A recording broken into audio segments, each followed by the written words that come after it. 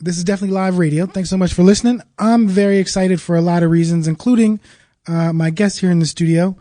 I'm especially excited because this is another show brought to you in part by our silent executive producer, Mr. Flex Matthews, who's doing his job connecting us to MCs who should be heard. In the studio with me today, I have Gray Smith and Brion Aiota. I was thinking when Gray Smith was giving me his name, he gave me some word association. I have to remember everything with word association, especially names. So I love the fact that both your names are relatable to other things, so it's easy for me to remember. Thanks so much for coming in and preparing to tell us a little bit about your story and also to do a little bit of performance. So sure. Why don't each of you introduce yourselves for the people in the audience who haven't gotten the opportunity to see you yet or read any of the amazing press that you've received in the last year? Sure. Hi. First of all, it's really good to be here. I listened to 89.3 forever, and it's cool to be here in person. My name is Gray Smith, and I'm a DC native. I moved here to Greenbelt, that's where I'm from, when I was like 11, so I've been here a while now, and I started with like live instrument bands and stuff like that, and I cut my teeth, Mangos, Harambe, Bohemian Caverns, like all those old school kind of poetry-oriented venues, and it really taught me how to appreciate putting heart into writing, and I carried that with me, for quite some time. And I was a psychotherapist for federal criminals up until 2017. Actually, before we get into that part, okay. Let's stick with this cutting your teeth phase, in part because I might have been there for some of that. Okay. Because my introduction into really the DC performing arts community was at Bar None.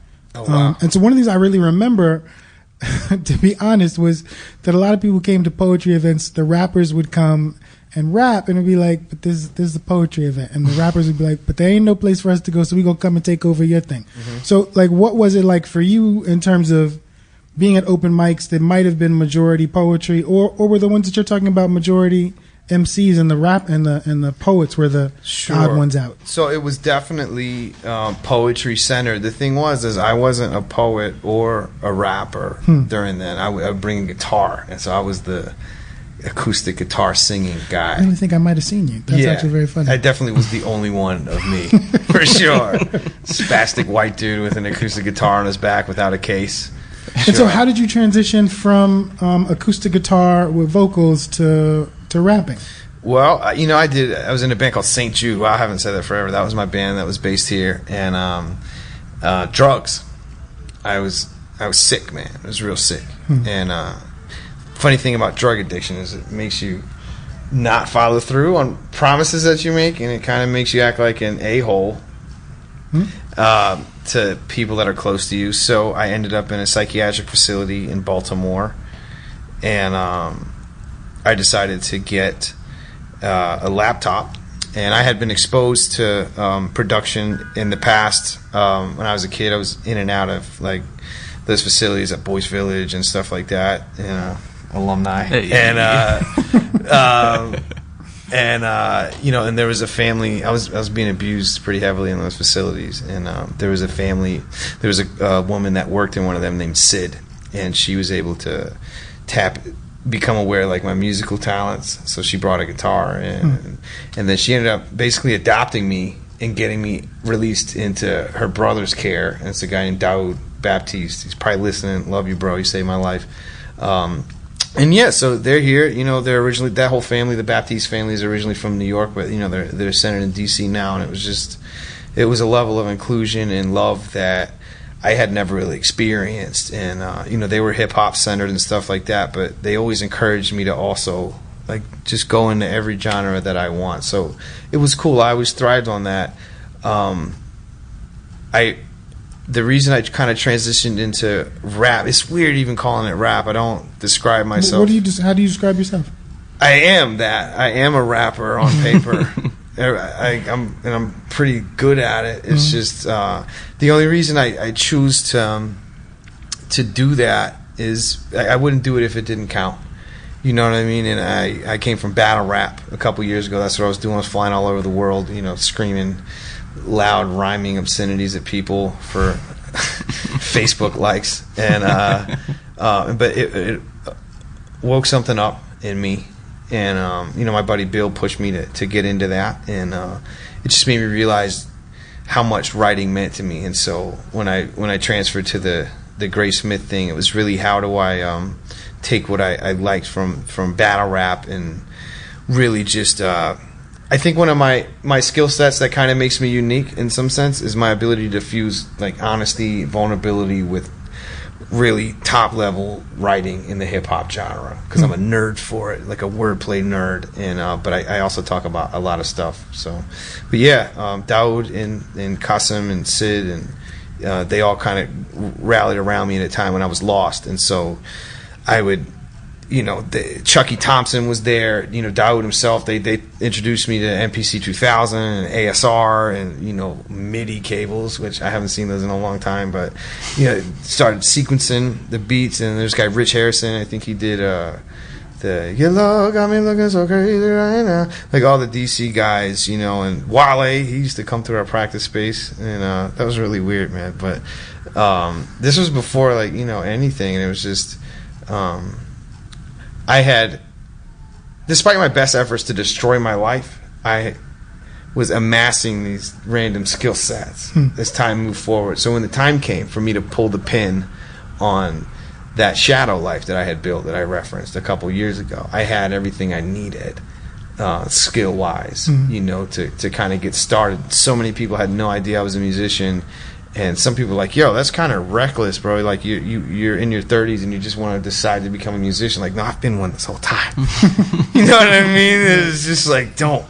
But it was kind of cool because I kept it low key. And so let me ask a couple technical questions. So when you say you're a battle rapper, do you mean battle rapper in the traditional sense, or do you mean it in like the smack? Smack URL. I've been on King of the Dot. I've been on Don't Flop. I've been a couple times. I was in Don't Flop on England, in London. Don't Flop Atlanta. King of the Dot, California.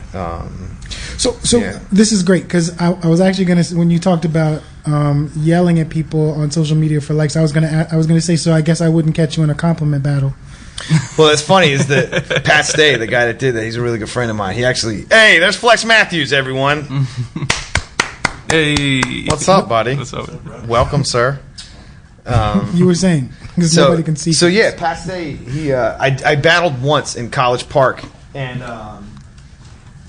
Pat saw the battle online and just messaged me his phone number. He's like, call me. And then like the next thing I knew, this guy flew from Nova Scotia. He was here in DC. He was with us. Flex met him, and I came and we did an event at U Street Music Hall. And you know, ever since then, like that was kind of the first time. Like when I looked at battle rap, I was like, yo, I might be onto something. You know, for somebody at that high level, especially now, Pat is unbeatable. I can't think of anybody that could beat Pat Stay right now at all. He just murdered Tay Rock in London, and you know, that's like the face of the smack or whatever. So that was when I was like, I might be onto something. You know, and people at that high level started to be like, whoa. And the reason that I blew up, well, I didn't blow up, but the reason I gained a head start amongst most of my peers in that environment was because of what I referenced a little while ago, the vulnerability. Like I'm in battles talking about shit that people can't even admit to. So I'm so sorry. One strike. Talking about things that people can't even say to their best friends. You know what I mean? And I was saying that stuff in battles, and so you know, that was kind of where I gained that momentum. I think people miss it. I think people miss honesty to some degree. So yeah. So you made that transition, or did you make a transition from being a battle rapper to being a songwriter, or was it the reverse? And I'm asking because a lot of people who I've seen, at least, that are great at battling are not great at constructing songs. Don DeMarco. He nailed it, yeah. Always a songwriter first. And then battle rap was cool. It's kind of like college as a writer. You know what I mean? I mean, because the best writers in the world of hip-hop today are in the sphere of battle rap, without question. as far as the technical prowess and because there's nothing else there. You can't hide behind a snare drum in a battle. Because that's actually what I was going to ask when I said the old school. Because to be totally honest, I almost find like the version of battle rapping that's happening now without music to be unfair for a few reasons. Because it takes away the challenge of actually having to construct something, measure it to the music that the DJ. So like there's no DJ to blame. Like you just said, there's no music to hide behind, but there's also nobody other than you and the person across the stage from you to challenge you. And I feel like that takes away one of the elements of the competition. Tell me why you disagree. Well, I don't, not completely. I think it's just a really because what you just referenced also exists. It's not in like a league format like it used, like Scribble. You know what I mean? It's not like we're not mic'd up and going back like Flex Matthews domination era. You know what I mean?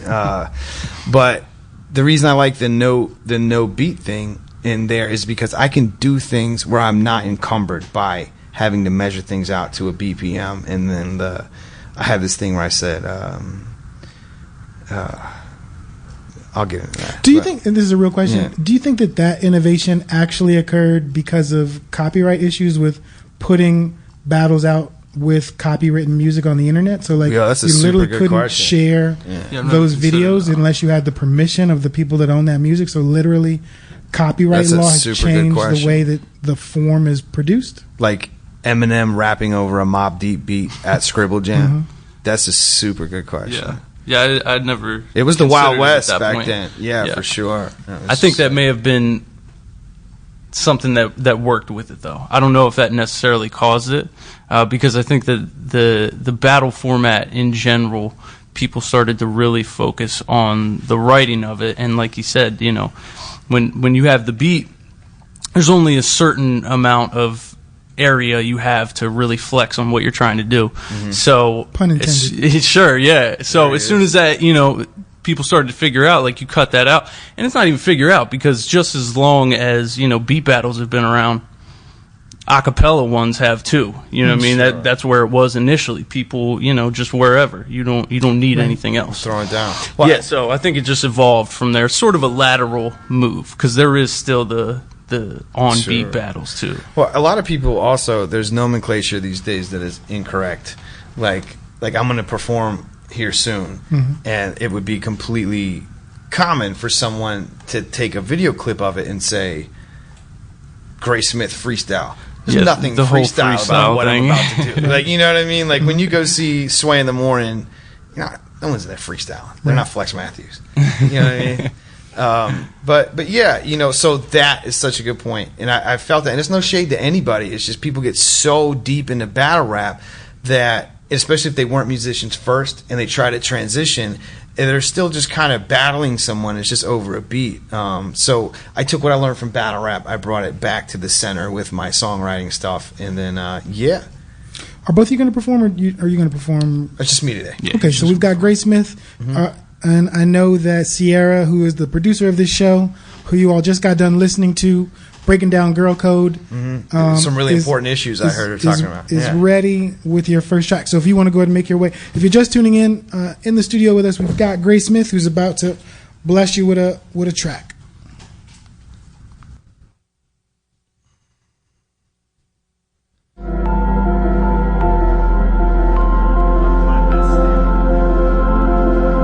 Yeah.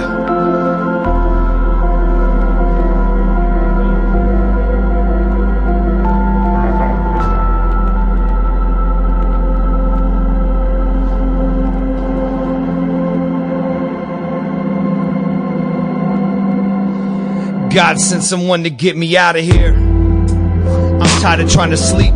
It's hard to breathe, the water's so deep. Lately I'm drowning here. I'm in the dark, I guess you live and learn. But I light the way with the fire from every bridge I ever burned. Cause I had to learn the hard way just what life was. You love something, let it go. If it comes back, then pick a knife up. You've never told a lie, you've never been in love. Just be yourself, like I ever knew who that really was. Cause sure, I got a gun. I never tucked it in my belt, and half the guns I've ever held I up and pointed at myself, and no one else's life was always more attractive. A better life, and trying to get ahead in life felt just like moving backwards. What comes after? You sold your soul to get reaction, try to get it back from God, but when you asked, you get his back turned to your last words. Trapped in a bathroom, searching your foot for veins, falling together, falling apart, they often look the same. Took the pain, packed it in syringes. Half of it was masked beneath the blasphemy of asking for forgiveness from the pastors, and the women always laughing as they listen to the madness. Bastard headed back and forth to prison, yeah. No, you forgot my voice, I hope you hear me now. I wrote these notes in case I'm not here in a year from now. I'm tired of dreaming when I'm wide awake and saying I'm okay. Man, one of these days I'ma fly away.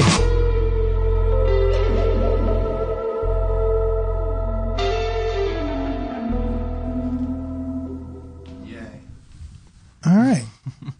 If you're just tuning in, that was Gray Smith. What was that piece? It's called One of These Days. It's the opening track from my record from February, my debut record. It's called Ghost Notes.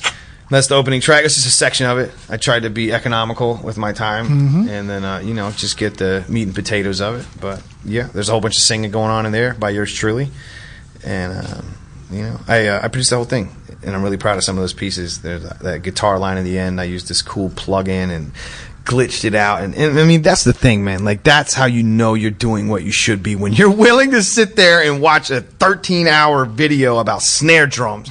Like, you have found yourself at home, and that's why when I met Brion, it was just like, I had never met anyone that also did that, like, to that degree. So it was pretty quick, but. So you mentioned Brion. Brion chimed in a little bit earlier. So you said he's your right hand when you first got here. What does that mean in terms of this project and the work that you all are doing? Brion, well, how about you tell me what it means to be? Sure. Be the right hand? Yeah. Well, it's funny he mentioned the event where Pat Stay came down, the battle event. That's actually the first time that we met in person. We knew a mutual friend. And so we sort of knew each other. We spoke a few times, but we actually met in person at that event.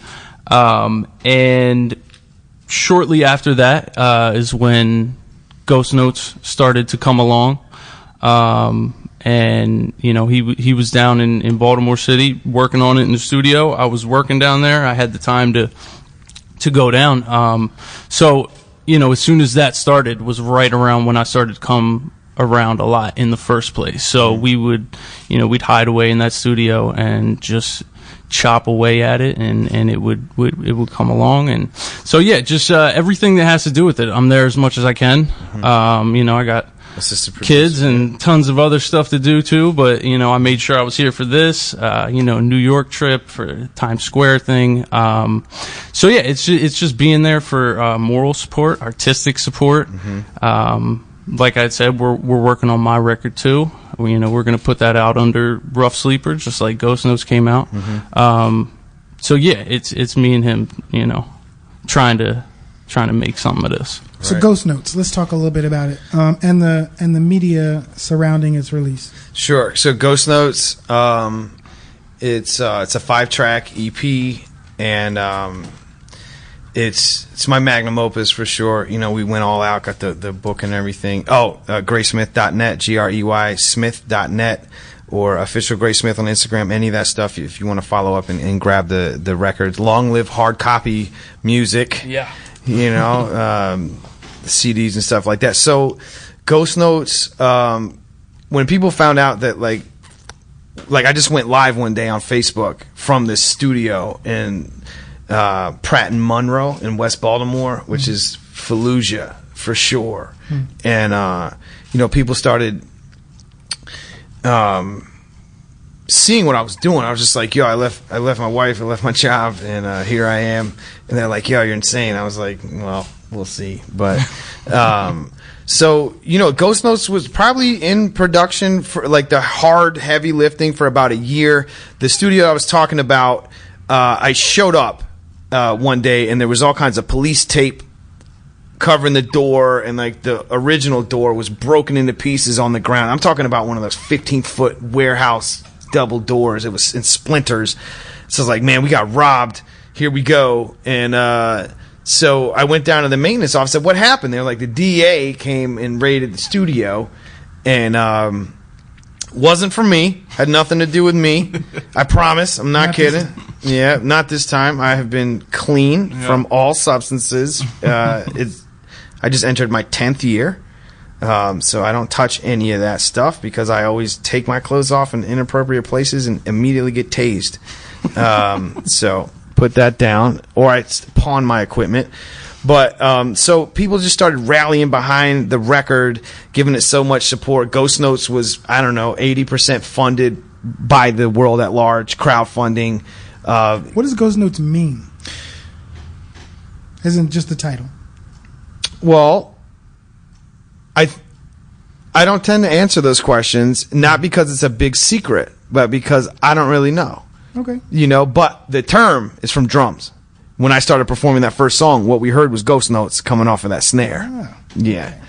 Yeah. So, I don't know. Some days I think it means a farewell. You know, it's deeper. It's like that show Lost, except, you know, well, I think so. The show Lost, the writers didn't even know it was happening. So that's exactly the same exact thing. You know what I mean? Yeah. So, the back of the record, it's visually, you know, the graphics for it, it's structured like a letter. It has dear, blank, comma, then the song titles, and, you know, with love. So and it's blank. Yeah, it's a note. Yeah.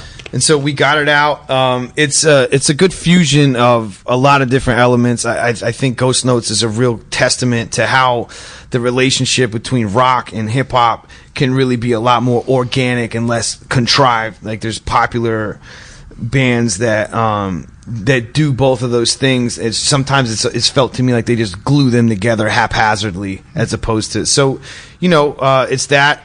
You know, so many people stepped up, and the DA thing, I slept in my car. You know, I wrote the record with my kid asleep in the back seat. You know, it was really one of those visceral, like, you know, experiences, and I dug really deep for that one. And then, yeah, so many people, this actress from the Jurassic Park movie, the most recent one, she saw a clip of my stuff on Instagram. And so hi Sarah, I know you're going to listen to this because you're awesome.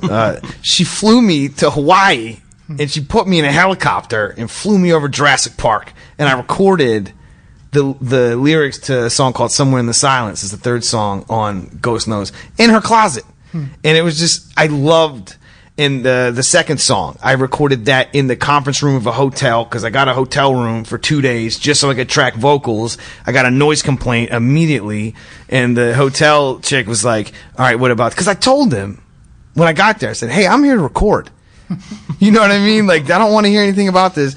She set me up in the conference room. I got blankets, and, you know, it was just one of those things where it's like, I don't care what happens, I'm not going to turn around. Yeah. Well, you talked earlier about the press that you got from this first project, in part because of your previous career. Sure. Do you want to talk a little bit about that and the coverage? Sure. I just want to close one thing up real quick. Sure. On the relationship with my buddy Brion here, is get yourself friends that when you call and say the DEA raided my studio and they're not giving me my equipment back, not even my hard drive, get yourself friends that will show up at midnight the same day and break into the crime scene with you and steal all of your gear back and ferry it out of the cargo elevator. Allegedly. Those are good friends to have. Those are good friends to have, man.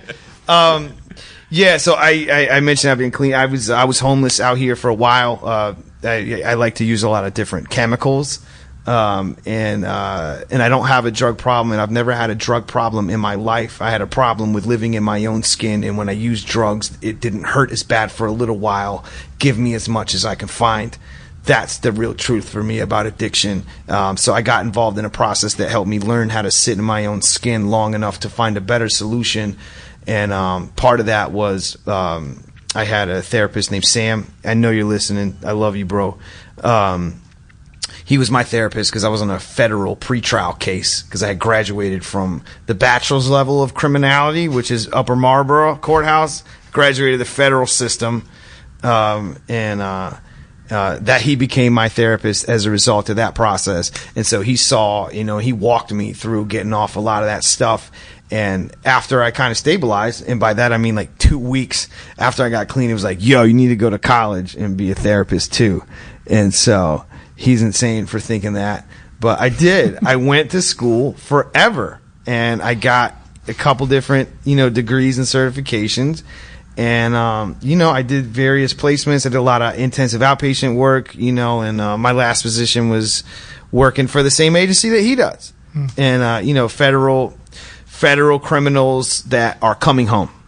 Welcome back. These are cell phones. We carry them in our pocket, and like having the anti-recidivism. How do we keep them from going back?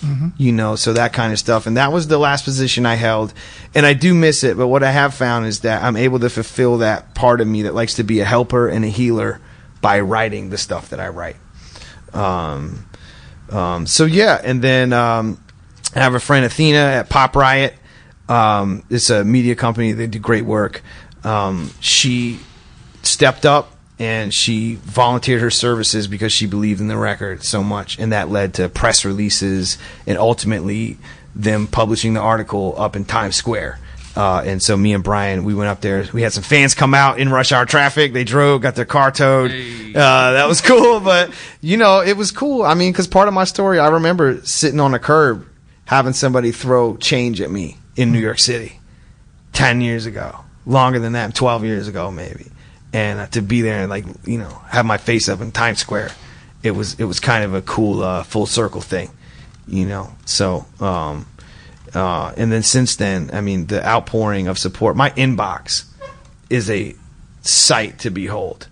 I'd say 75% of it is just people from all over the world, just pouring their hearts out to me and stuff that I can't even wrap my head around.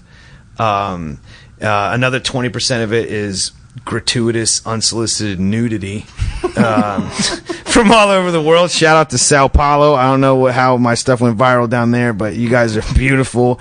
Also, shout out to India. And those are men that tend to send those pictures, but whatever. It's funny because of the language they use. It's send Bobs. Yeah. Well, let's do this because I know we've got limited time. And you've got a couple more tracks. Do you want to introduce them before you move into the next? Why don't we do two? 2 more? Well, 2 more, and then we come back to talk, and then we close out with the final 2. Oh, okay, cool. The next one I'll do is Paper Moon. And Paper Moon is not from Ghost Notes. It's something a little more recent. And I like it a lot. And so we'll do that real quick. And it's just a little quick guy. Cool. And the one after that, you're going to do 2 in a row. 2 in a row. Okay, so I'll do Paper Moon, and then I'll do Cali. Well, Somewhere in the Silence. That's the song. That's the code word for it because we got tired of saying somewhere in the silence all the time. But this is the song. This is the 3rd song on Ghost Notes. And this one's special because I made a post when I was writing it about any women that have ever been in relationships that were just completely broken and messed up. And so many women stepped up and told me their story privately. And then I just took all the pieces of it. I mean, because if I'm going to write something from a female's perspective, I'm not going to assume that I understand what they're going through. So I did the research and, ended up writing something really cool. So yeah, we'll do that. Dope. DJ You're just play. tuning in. This is Live at 5 with yours truly, Mazi Mutaf. And on stepping up to the mic, we've got Gray Smith. You can count the way you outside. Yo. That down.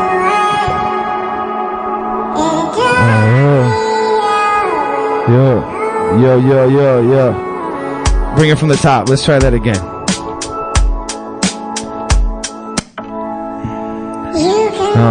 Can I get a little more on my mic, please, in the monitor? Yeah.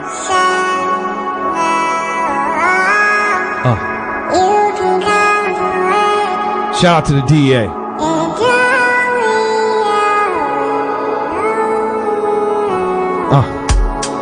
I woke up dreaming about my dad, and I'm still holding on. I haven't seen him since he passed. Thanks for asking, that was nice of you. Well, that's right, you didn't.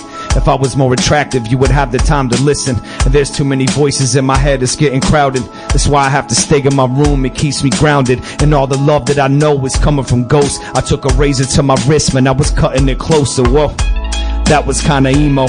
I know you told me you don't really like hanging out with those kind of people, but the truth is that we don't really hang that much either. We just pass out on the floor and end up hanging from the ceiling. Yeah, you probably miss me if you thought I could fly. You people smile for the camera, and that's probably why I wanna be one of you. Happy and picture perfect and comfortable. No wonder the world is falling in love with you. You're just so beautiful.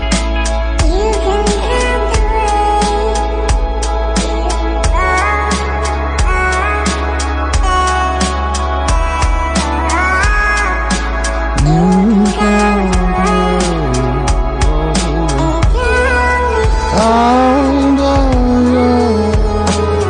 I'll sit and watch you from a distance, always live to pretend. Like that moment that you whispered we'd be better as friends. Witness me wither like the roses on your white picket fence. We only talk about the weather now, and that's where it ends. It's funny, this all seems like it was part of a plan. For you to hold my heart and crush it in the palm of your hand. Just throw some flowers at my funeral. You can bring your man, then lower me in my grave so you can let me down again.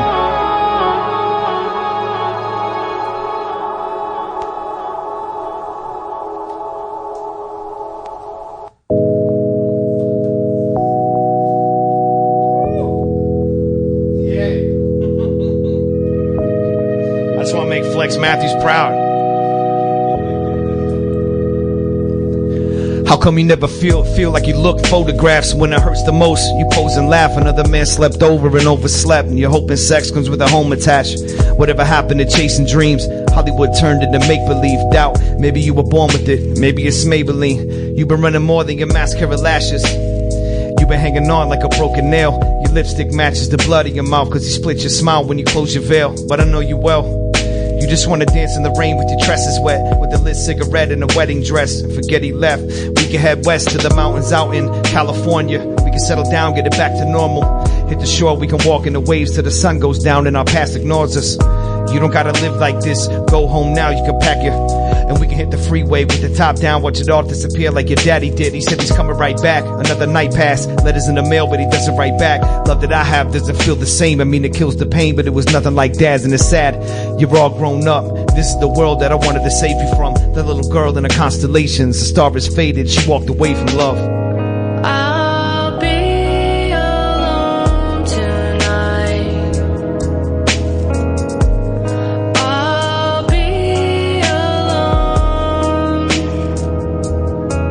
And I've been searching for a way out, and I feel like I'm a breakdown, and I'll be alone.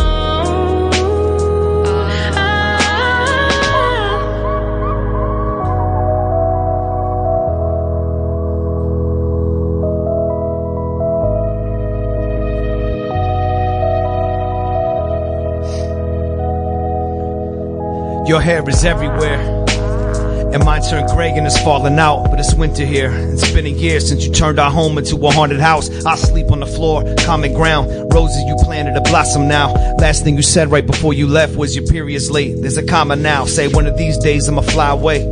Feel like you wanna die today, know that I'm the same. It's kinda strange, I don't mind the pain. Maybe I'm insane, I'm just saying. Despite the pain I'm in, I wouldn't trade it. What's crazy is I still love you as much the day we met. I haven't changed a bit, I can't handle my feelings, but I can hang from my fan on the ceiling. Handful of pills, you said isn't real, but I still put my hand to the mirror. Gonna miss laughing in bed, passionate sex, smile, your hand on the back of my head. I turn black and collapse in a mess and come back from the dead. I have no regrets, I love you. We both know that'll never change. Now I spend my days trying to find my way back to yesterday. I could forget your name, but this is the part where I let you go. This is the part where it hurts. This is the part where I walk through the garden and meet your ghost. Don't leave a note, I'll be alone. I'll be No searching on the sky, oh, come down. I'll be alone. A miracle, oh, help me find And I've been a searching for a way way out. And I feel like I'm a breakdown. And I'll I'll be alone. Yeah. Awesome. Felt good. I haven't performed. perform that live ever, sir. Not one time. So if you're just tuning in, you're listening to Graysmith. It's funny, while you were performing, I was like, okay, so I need this music in my life. So I tried to look you up on Apple Music. Where can people find your music? There. So You probably didn't spell it wrong, That's sir. probably right. So Grey. Grey. Smith. Did you put a space in between Gray and Smith? Yeah. Graysmith. Let's see. Oh, I think I got it. I'm about to Super download. deep, artistic, black and white photo. I see this. It's just been downloaded to my cloud. My man, thank All you. right. Appreciate that. I just got it purchased. There we go. I'm doing it, Mom. Yeah, so that was that song. That was my friend Shannon singing on that chorus. I've known her for 20 years. I met her in a very special place where our orbits crossed, and we always stayed in touch. And she did a really good job on that song, and I was glad to have her.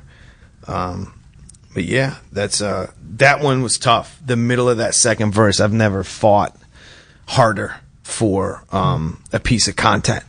You know, I was on the back of, you know, a lot of emotional pain, and I was in a Starbucks, as I usually am. Oh, quick point. I walked into Starbucks the other day, and that's the song Paper Moon I did, the one before the last one. That was playing on the radio, man. That was a cool moment because I was sitting there counting change to pay for my coffee while my music is playing on the speakers in Starbucks. And it was just like, I'll never forget that, you know? And then I was like, yo, how come all the people that get the free stuff are the ones that are already super famous and rich? Like, it should work the other way around. You know what I mean? Like, all of us poor, scrappy guys need the free stuff now, and then, like, you can charge us double later. Right. Sure. You know what I mean? But, yeah, so they gave me free coffee. No, they didn't. But they will. I have faith in you, Starbucks. Your song, give me those nickels. Yeah, exactly. So I was coming out of a Starbucks, and I sat in my car, and I was about to close the door of my car and leave the parking lot. And I knew that the moment to write that song was there. And so I sat there in that parking space with my foot on the door, propping it open for an hour. And like, people are trying to park, and I'm like, I'm sorry. You don't understand. If I close the door to this car, I'm going to pull off and leave, and I'm going to get out of the feelings that I need to sit in to write this one. And, yeah, and I pulled that off because I had the music already done. I'm always, and if anyone's ever curious, I'm always music first, lyrics later. That's just how it always goes. I don't feel like this music is mine, if that makes any sense. Like, if it's any human beings, it's mine, because I just happen to make it all, like all the sounds and stuff. But it just seems like I'm an interpreter, if that makes any sense. Like, I just kind of make sure. My hero is a man named Stephen Pressfield. He wrote The War of Art. It was the single most pivotal thing that I have ever written, and I read the first paragraph of it the day. When I read that, I knew I had to get up and leave the life I was living. That's what made me do it. Hey, Steven, I'll get you to listen to this one day. You just followed me on Instagram, so we're making progress. But he's absolutely my hero, and he talks about the grind of working, and not the art of war, but the war of art. A lot of people, you know, they hear those two words and they get it flipped around. Shout out to Sun Tzu. You're not following me on Instagram. One day though, we'll bring you back, pal. So how do you think that this process of creating is going to inform how you work with Brion on his project? So this and so the friend thing, definitely get friends that show up to help you steal your stuff back from the federal government. But also get friends that make the kind of music that makes you look at your own stuff like it sucks. Like when you hear like his newest piece and you're just like, all right, man, I'm throwing away everything and I'm starting from scratch. We call it a healthy jealousy. Yeah. You know, And it was the same way for me as well. You know, I've been making music for over half my life at this point, just because I'm an old man. But pretty much everything I made prior to the Ghost Notes era, those few years, there are very few songs that I even like to claim at this point. What is it about artists? Because, like, I know this guy, his name's Flex Matthews.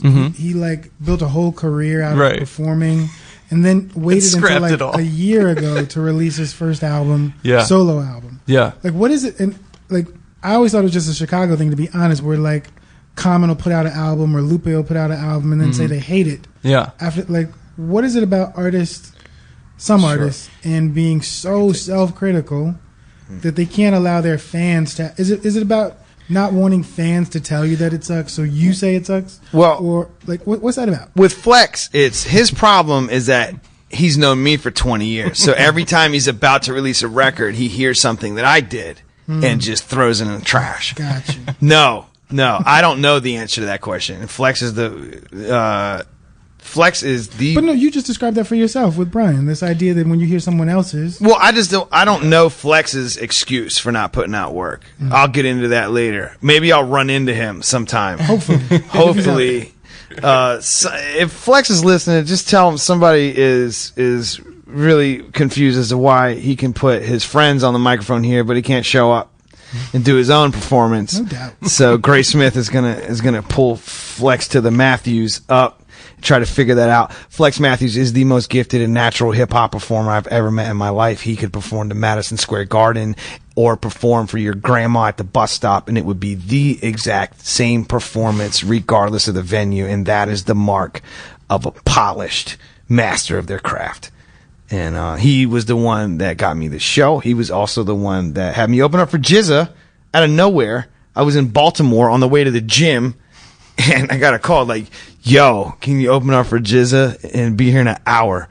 And it was rush hour. It was 5 p.m. and I was in Baltimore, and the Howard Theater is all the way in D.C. And I just said yes. So, like, I didn't make it in an hour. If my mom ever hears this, I would never drive over the speed limit. But yeah, it was cool, and, got to do that. And so, Flex has just always been that guy historically. Even when I was a junkie, man, like Flex, he never looked at me that way, and he reminded me of the piece of humanity that was still hiding in there somewhere. You know what I mean? Spoiler alert, Flex Matthews is standing right in front of me right now, so we're just roasting him and hoping he gets pissed off enough to jump on the mic and defend himself. But Flex doesn't have anger. I've seen him angry. Have you seen him angry? I've made him angry. Which was actually the fun part, because I've actually never seen him. That's a skill, bro. If you were able to get Flex Matthews angry, you are a master antagonist. Yes. Thank you very much. You got it, bro. So let's do this, because we've got 10 minutes left, and I know you've got 2 more joints, and then we'll wrap up talking about anything that's coming up. So sure. Do you want to introduce the last 2 songs? Sure. So the next one is brand new. No one in the world has heard this except for Brion. It's just a quick snippet. Shout out to Austin. He was one of my biggest Patreon supporters, and he heard this and said it was the best thing I've ever written in my life. So I wanted to make it a point to come up here and do that one for him. And then the final one is a song called what did we name it? With the Fear That Taught Me. With the Fear That Taught Me. That was the one everyone rallied around behind at the beginning of Ghost Notes. We'll just call it Fear. That's what we call it. That's the one that really, perked everyone's ears up and got them to rally behind it. Sure. Yeah. Cool. If you're just tuning in, where have you been all show? I'm really super happy to have Gray Smith here with us. I want to encourage you. I think this is the first time I've actually encouraged someone to pull out their phone and download music. So look up Gray Smith, Grey Smith. Is it available everywhere? Just everywhere. For sure. Cool. I just downloaded it myself. All right. Money where the mouth is kind of guy. I love it. All right, let's get those levels right. Last time it threw me the hell off, right? Chukka, chukka, chukka. Okay. The good idea. You should have ran when you had the chance. Now there's no coming back. And you connect the dots and catch me covering my tracks. But there's a message in a bottle. It said turn and run away. You love the fire in my eyes until it burned your face. But somewhere there's a windowsill where you sit and watch my ghost in a hole swallowing pills till the pills swallow me whole. It's slowly killing me. It's bittersweet, but this is all I know. There's no sand left in the hourglass. I put it up my nose. The rose is blooming in the barrel. There's a garden in my arms. All I need is a needle sharp enough to carve my way to God. Try to call me when you're lost, but I got a sinking feeling that I'm singing you to shipwreck when you're following my star. This'll never be safe, so I'm letting go of the monster I'm meant to be. Use my grave as a stepping stone, and I'll never get to know your God, but I know the Lord in holy water. Watch me overdose on a broken promise. I hope your God remembers me.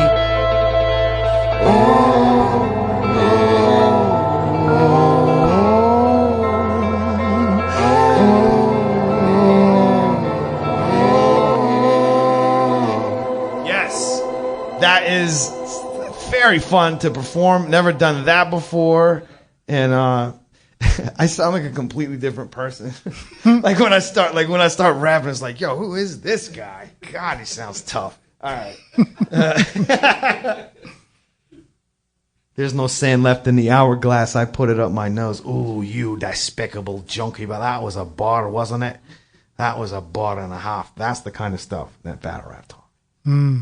How to talk about crippling drug addiction in a creative way. This is true. And get a Don DeMarco every now and then. All right, this is the last one. Ramona. Featuring Ramona, my baby girl. Hi, baby. I love you so much. You mean the world to me. Diarrhea mixed with a sword. Yo. I remember being young and headstrong, and all the questions that I thought I knew the answer to. Damn it, you, I guess wrong. Like every bag of dope I ever shot was stepped on. I'll disappear before my peak like Jig Electron. When I was sleeping on the train, or sleeping on the box in the tunnel under the parkway, trying to stay out of the rain. I used to get dizzy spells and hear a little ring, and the voice of a demon sounded like me and calling my name. Like how the did I get here again? Pawning all my gear again. January 1st saying that this'll be my year again. Yeah, the right, who are you kidding? They told you to turn around, but you wouldn't listen. Lately I've been on the road, just trying to get a job and keep my daughter in some clothes. Single father life, that's just the way it goes. But the artist always calls me and it haunts me like a ghost, yeah. It's kinda crazy to write and late in the diaper changing, or trying to keep a steady hand but your whole life is shaky. School at home, school in Philly on the weekend. I choke up on the road, man, I've been swimming in the deep end. Like I don't lose sleep at night, like I'm not losing my grip. Like I don't struggle with self-doubt, like my music is shit. Or like I didn't fight through the fear for years to get this record done. I did this thing myself, man, I've never needed anyone. Don't let me die, you never was. Jesus, just keep your hands on me. Everything I ran from is catching up. I lost my way home, you laid low and let me run. Now help me leave some kind of mark before it's said and done. Don't let me find salvation at the end of a gun. Don't make me meet the man that I was meant to become. I said enough. Notes about some things I wanted you to know. I'll sing my whole self home. Just play this at my funeral. Found your way. Oh, yeah. I remember the frozen steps and the cold stairs. Methadone, my breath in the cold air. Dope sick in a cell, holding my head up with both hands. The frail ones, afraid but they played it off. Acting brave till the blade gets stuck in their head like the favorite song, the eulogy. Walking dead, forgetting what they used to be.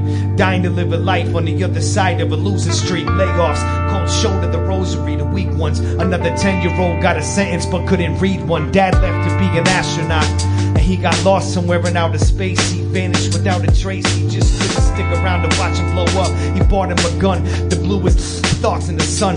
Daydreamer, everything was all good just a week ago. It's unbelievable how people come, people go to chase their dreams, and they stop breathing from a lethal dose, and they dispose the needles and just leave you in the freezing cold. Betrayal, I had to learn to live with it. I pulled the knife on my back and just cut my wrist with it. Now should I carve you out my heart for everything that you did, or should I just close up the scar and then forgive and forget? But what's the difference in love and drugs? Pain, breakdowns, breakthroughs, and when I hate you, but I'm not giving up on us until it's done.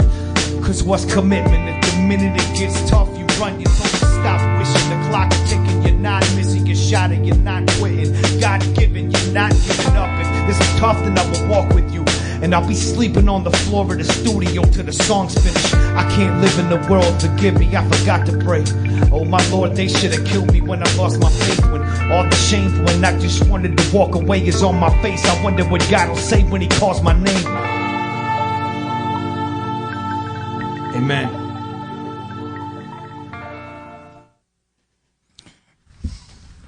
That's Grace Smith. That's Grace Smith. So that was really dope. I'm glad Flex Thanks is so here much. to film this. Let's talk a little bit about how people can stay in touch and any kind of gigs or opportunities to see you perform live that are Sure. in the making. Pornhub.com. Type in Grace Smith. Shots that mouth. Something will come up. Probably Carly Gray. But that will get you ready. That will wake your mind up to hear the music. And then iTunes, Spotify, Google Play, Tidal, which is super cool. And they're like really upscale. I think I don't have it. I can't afford it.